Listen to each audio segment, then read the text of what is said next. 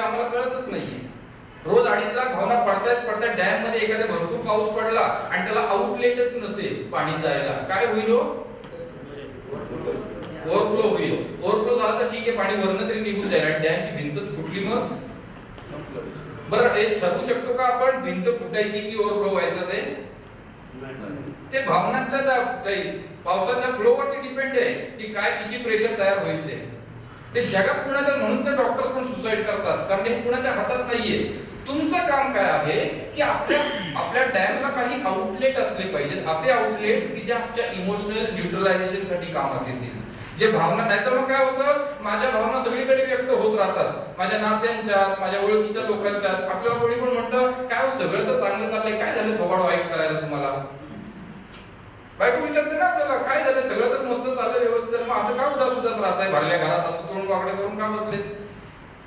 का बरं हे इमोशनल सगळे प्रॉब्लेम्स तयार होतात? कारण ना आम्ही भावनांच्याकडे लक्षच देत नाही. आम्हाला वाटतं की आपोआप होत असतील त्या भावना, नाही होत. रोज 2.5 लाख भावना आतमध्ये बनत जातात, साठत जातात. एक दिवस त्यांचा स्फोट होईल, नाहीतर रोज त्या लीक होत राहतील. सो लीक होत राहिल्या तरी मग आपल्या नात्यांच्या वरती या गोष्टी दिसायला लागतात. मला सांगा जरा, काय आउटलेट असतो आपला भावना व्यक्त करायचा? माझ्या हताकाच्या लोकांना माझ्या भावना समजून घ्यायला पाहिजे, नुसतं राग नाही बघायला पाहिजे ना. माझ्या कलिग्सनी, माझ्या साथीदारांनी माझ्या भावना समजून घ्यायला पाहिजे. माझ्या पोरांनी, माझ्या बायकोनी माझ्या भावना समजून घेतल्या पाहिजे. माझा राग नको बघायला त्यांनी, माझ्या चुका बघायच्यापेक्षा त्याच्या मागचं इंटेन्शन समजून घ्या ना. आता तुमच्या भावना तिने समजून घेतल्या, तर तिच्या 2.5 लाख भावना कोणी समजून घ्यायच्या? सायकोलॉजिकली हे शक्य आहे का? कुणाच्या भावना कोणी समजून घेणं? भावना सहन करण्यासाठी किंवा समजून घेण्यासाठी माणसं किंवा नाती नसतातच मुळात. आणि तुम्ही जर म्हटले मगाशी 30,000 विचार जर निगेटिव्ह येत असतील तर 1.25 लाख भावना निगेटिव्ह तयार होणार आहेत. मग तुमची नाती डस्टबिन आहेत का तुमच्या निगेटिव्ह भावना व्यक्त करण्यासाठी? कशासाठी असतात नाती? भावनांची कचराकुंडी म्हणून नाती असतात की आनंद तयार करण्याचे ऑप्शन्स म्हणून नाती असतात? मग तुमची भावना व्यक्त करायच्या ऐवजी ना कधीतरी बायको किचन मध्ये काम करते ना, तिच्या बाजूला जाऊन उभे राहा आणि कधीतरी म्हणून बघा, बाहों के दरमिया दो प्यार मिल रहे. काय वाटतं, काय तयार होईल तिथे? आनंद, दुःख, ही भांड फेकून मारेल. तिने जा म्हणण्यामध्ये पण प्रेमच असेल, गोडवाच असेल. गंमत काय की छोटे छोटे योग जे आहेत तुमच्या लाईफ मधले ते भावना व्यक्त करण्यासाठी वापरू नका, तर ते आनंद निर्मितीसाठी वापरा. भावना व्यक्त करणं म्हणजे फक्त रडगाणी गाणं नसतंच मुळात. भावना व्यक्त करण्यासाठी कला असतात. आपण जे म्हणतो ना सामवेदाची निर्मिती झाली, कलांच्या वरती एवढं संशोधन झालं, ते कशासाठी? कलांच्या मध्ये ताकद आहे तुमच्या भावनांना रिलीज करायची. एखाद्या पिक्चर मध्ये चालू असते सिच्युएशन, तू ना जा मेरे बादशाह एक वादे, आणि आपल्याला वाटतं आपलाच बादशाह सोडून चाललाय की काय. होतं की नाही? गाणं चालू होतं, मेरे नैना सावन भादो फिर भी मेरा मन प्यार. आपण म्हणतो सगळे गाणं लागलं ना की असं कुठेतरी आतमध्ये खोल कुठेतरी जायला लागतं. का जातं? संगीतात ताकद आहे तुमच्या भावनांचा निचरा करायची. तुम्ही ठरवायचं संगीताचा उपयोग टाइमपास साठी करायचा की इमोशनल न्यूट्रलायझेशन साठी. हा सर, तुम्हाला संगीत आठवली काय कोणती? संगीत विषयाबद्दल चाललंय माझ्या, ते कानात सांगतात काहीतरी मागे. संगीत विषय तुमच्यासाठी मनोरंजन पण बनू शकतो आणि इमोशनली न्यूट्रलायझेशन करण्यासाठी एक आउटलेट पण बनू शकतो. तुमचा चॉईस आहे तुम्ही काय करायचं ते. हा फक्त प्रॉब्लेम काय होतो की आमच्या भिंती आले तर तुम्ही हे सगळं सांगताय, सगळं ठीक आहे हो, ते संगीत कळत नाही ना आम्हाला काय ते तुम्ही काय राग मी आऊ काय असं आम्हाला काय कळतच नाही. लहानपणी जन्माला आलात ना तेव्हा देवाने ती कला शिकून पाठवले होते म्हणून तुम्ही संगीत वापरताय. हा ना, की कोणी म्यूट मध्ये आलं होतं, म्यूट मध्ये आलं तर आम्ही बोटं घालतो घोषात आणि तुमचं साऊंड ओपन करतो. का? कारण मुका माणूस असला तरी तो स्वतःला व्यक्त करण्यासाठी, भावना व्यक्त करण्यासाठी साऊंडचाच वापर करतो. कुणाला काम सांगा पाणी घेऊन ये, नाही ऐकलं तर भावना चेंज झालं लगेच पाणी घेऊन ये की आपलं संगीत चेंज होतं. सो म्युझिक हा निसर्गाने बनवलेला पॅटर्न आहे, तुम्ही आम्ही बनवलेला नाहीये. जगातल्या सगळ्यांना सगळं समजतं, फक्त आम्ही भिंती बांधून घेतले लाजेच्या शर्मेच्या. हे माहित नाही, ते माहित नाही, हे आवडत नाही, ते आवडत नाही. पाडगावकरांची खूप छान कविता आहे, अख्खं लेक्चर विसरून जा एवढी कविता लक्षात ठेवा. मंगेश पाडगावकर म्हणतात, दार उघड चिवताई चिवताई दार उघड. दार असं लावून जगावरती कावून किती वेळ डोळे मिटून आत बसशील. आपलं मन आपणच खात बसशील. मोकळा वारा यायलाच हवा, मोकळा श्वास घ्यायलाच हवा. फुलं जशी असतात तसे काटे असतात, सरळ मार्ग असतो तसे फाटेही असतात. गाणाऱ्या मैना असतात, पांढरे शुभ्र बगळे असतात, कधी कधी काळे कावळे देखील असतात. कावळ्यांचे डावपेच पक्के असतील, त्यांचे आपल्या घरट्याला धक्केही बसतील. पण चिवताई, तरी सुद्धा जगात वावरावंच लागतं, आपलं मन आपणच सावरावं लागतं. सगळंच कसं होणार आपल्या मनासारखं? आपलंही आपल्याला होणार असतं पारखं. मोर सुंदर नाचतो म्हणून आपण का सुन्न बसायचं? कोकिळ सुंदर गातो म्हणून आपण का खिन्न व्हायचं? तुलना करीत बसायचं नसतं ग, प्रत्येकाचं वेगळेपण असतं. प्रत्येकाच्या आत फुलणारं एक फूल आहे, प्रत्येकाच्या आत खेळणारं एक मूल आहे.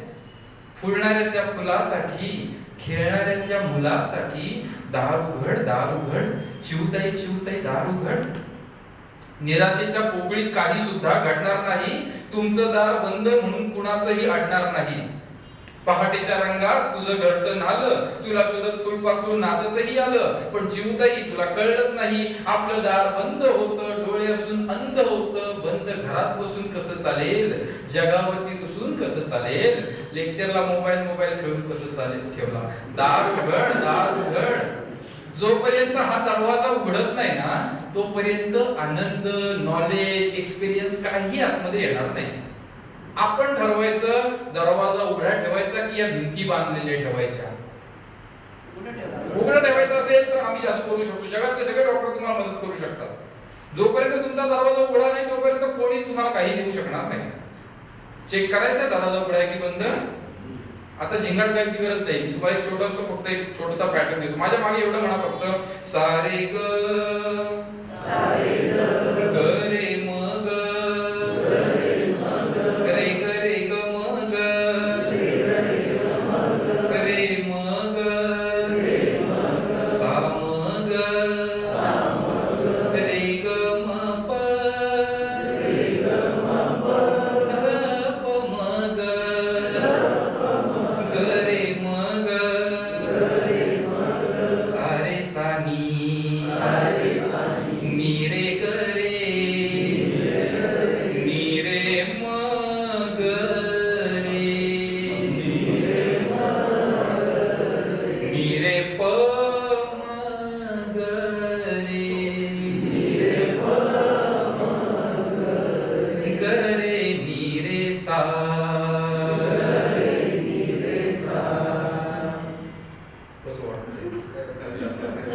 नॉर्मल वाटते, इमर्जन्सी वाटतंय, पॉझिटिव्ह वाटतंय, निगेटिव्ह वाटतंय, काय वाटतं नक्की?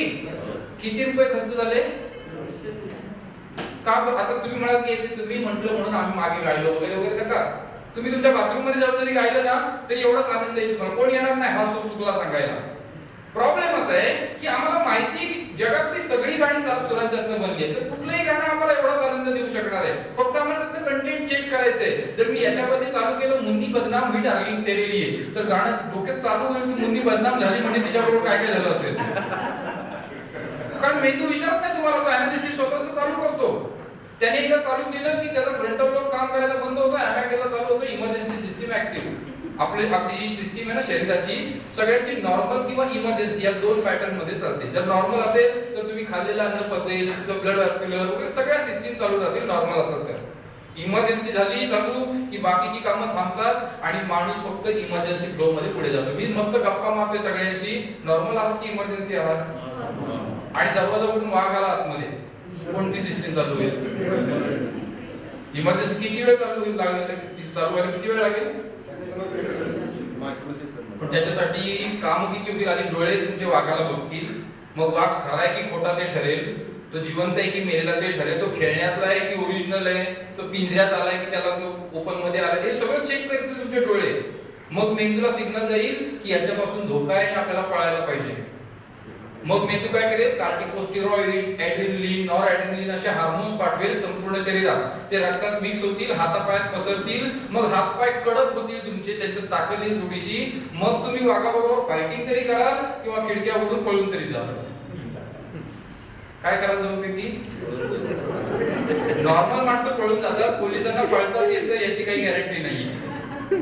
तुमच्या आयुष्यात वाघच यायला पाहिजे असं काही नाहीये. इमर्जन्सी चालू व्हायला कितीतरी कारण आहेत. एखादी डेड बॉडी जेव्हा तुम्ही बघता ना रस्त्यावर, बाकीची लोक तोंडाला रुमाल लावतील, आणखी काय करतील, पळून जातील, बाजूला तोंड करतील. पोलिसांना नाही करता येत तसं. तुम्हाला उलटी झाली ना ते बघून, तरी पण तुम्हाला तिथं पुन्हा जाणंच आणि ते सगळं बघणंच आहे. प्रॉब्लेम असा आहे की इमर्जन्सी सिस्टीम व्हायला वाघ यायला पाहिजे किंवा ऍक्सिडेंटच व्हायला पाहिजे असं काही नाहीये. मोबाईलची बॅटरी 2% राहिलीये, कोणती सिस्टीम चालू होते.